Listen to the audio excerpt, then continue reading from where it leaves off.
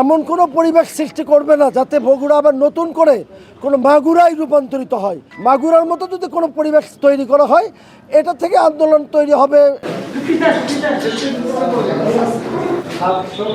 না যাওয়া বন্ধ, লোকজন যাবি।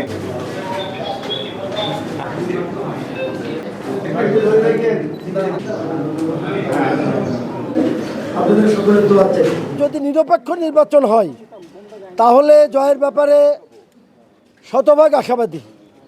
ইনশাল্লাহ আল্লাহ তাআলা চাইলে আমি বিপুল ভোটে বিজয়ী হব। দলীয় সরকারের অধীনে বাংলাদেশের যে কালচার, এটা থেকে আমরা বগুড়াও ব্যতিক্রম নই। এটা কয়েকদিনের বিগত 10-12 দিনের মাঠের অবস্থা আপনাদের সামনেও পরিষ্কার। ভয়ভীতি দেখানো, বিভিন্ন ধরনের মানে মব সৃষ্টির চেষ্টা করা, গতকাল রাতে যে আমাদের কর্মীকে মারপিট করে আহত করা হলো, এগুলো বাংলাদেশের দলীয় সরকারের অধীনে নির্বাচনের কালচার।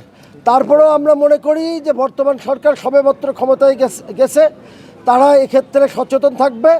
এমন কোনো পরিবেশ সৃষ্টি করবে না যাতে বগুড়া আবার নতুন করে কোনো মাগুরায় রূপান্তরিত হয়, যেটা গোটা বাংলাদেশে আলোড়ন সৃষ্টি করবে এবং সরকারের বিপক্ষে যাবে। আমরা চাই না সরকার ক্ষমতা গ্রহণ করেছে, তাদের দেশ সুন্দরভাবে পরিচালনা করুক, নির্দিষ্ট মেয়াদ শেষ করুক, দেশে গণতান্ত্রিক পরিবেশ থাক, এটা আমরা কামনা করি।